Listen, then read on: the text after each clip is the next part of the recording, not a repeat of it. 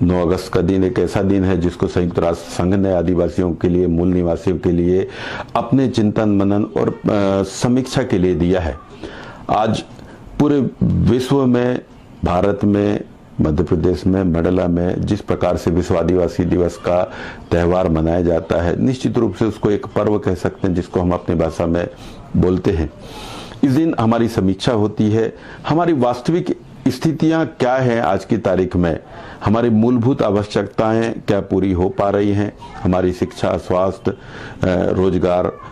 पलायन, गरीबी, न्याय, अत्याचार, ये क्या, इनकी क्या स्थितियां हैं। जहां पर हम मध्य प्रदेश में हैं, मध्य प्रदेश में मंडला जिले, और जो स्थितियां हम आदिवासियों के ऊपर अन्याय और अत्याचार की देख रहे हैं, और वर्तमान सरकार है वादे तो बहुत करती है, पर निश्चित रूप से सरकार की स्थिति और हमारी स्थिति, हमारे आज मध्य प्रदेश में आदिवासी अत्याचारों में प्रदेश में नंबर 1 है। इस पर हमारी समीक्षा होनी चाहिए और समीक्षा का चिंतन होना चाहिए। ऐसे ही अगर भारत देश में हम कह रहे हैं,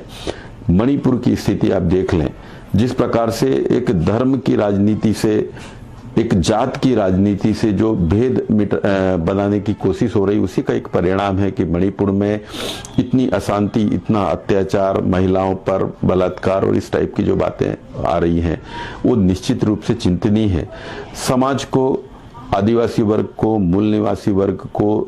राजनीतिक क्षेत्र में काम करने वाली संस्थाएं, पार्टियों को इन चिंतन की अत्यंत आवश्यकता है कि आखिर क्यों धर्म और राजनीति के नाम पे लोगों को बांटा जा रहा है, लोगों को मारने के लिए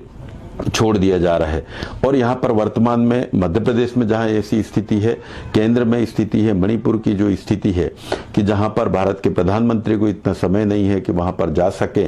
गृह मंत्री कंट्रोल नहीं कर पा रहे हैं, वहाँ की सरकार ने भी ऐसी स्थिति पैदा कर दी कि सुप्रीम कोर्ट को संज्ञान में लेना पड़ा। तो कहीं ना कहीं हम आदिवासियों को एक चिंतन मनन के साथ में एक संकल्प लेना पड़ेगा कि हमारी सुरक्षा, हमारी व्यवस्था, हमारी मूलभूत आवश्यकताएं, हमारे लिए रोजगार, शिक्षा, ये इसके लिए क्या सरकारें चिंतित हैं कि सिर्फ हमारे नाम पर, आदिवासियों के नाम पर राष्ट्रपति और राज्यपाल जैसे पद दे दिए गए हैं, लेकिन हमारे यहाँ पर मध्य प्रदेश में, मणिपुर में या अन्य इतने अत्याचार होने के बाद में भी अगर राज्यपाल और राष्ट्रपति जी एक शब्द ना बोल पाए तो इसको हम किस रूप में लेंगे। तो निश्चित रूप से हम इतने समय से विश्व आदिवासी दिवस का त्यौहार एक पर्व के रूप में मनाते आए हैं। मध्य प्रदेश में कमलनाथ जी की सरकार के समय पर एक छुट्टी भी घोषित की थी, अन्य व्यवस्थाएं भी किए थे, कई आदिवासी हितों के लिए योजनाएं भी चालू करी थी। पर भारतीय जनता पार्टी की जो सरकार है, शिवराज सिंह की सरकार है,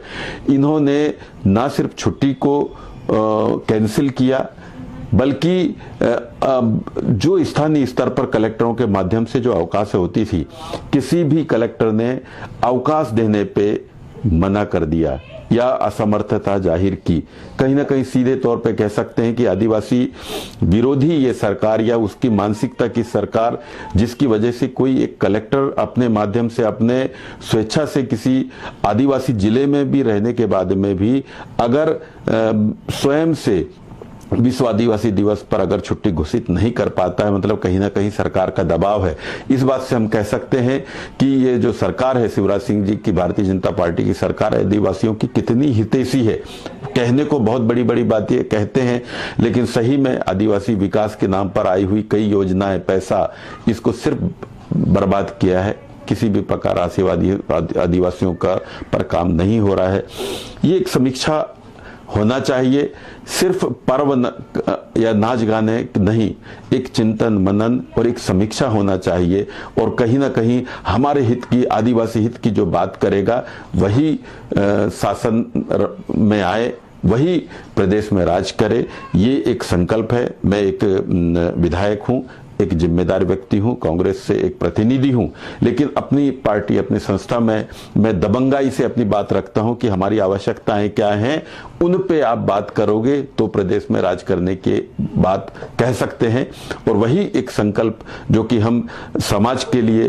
प्रदेश के लिए, पार्टी के लिए हम कहते हैं और वो हमारे समाज हित में, हमारे क्षेत्र हित में हम काम का हम संकल्प लेते हैं, हमारी आवश्यकताओं की बात कहते हैं और यही बातें हम पार्टी उसमें रखते हैं, तो निश्चित रूप से एक जिम्मेदारी का हम एहसास दिलाते हैं कि अच्छी शासन व्यवस्था कैसी होना चाहिए, दिखावे से हटके तो सभी लोगों को एक समीक्षा करनी चाहिए। क्या वर्तमान की सरकारें हमारे लिए लाभ दे रही हैं, उस पर चिंतन मनन करना चाहिए और कई प्रकार के संकल्प लेने की आवश्यकता है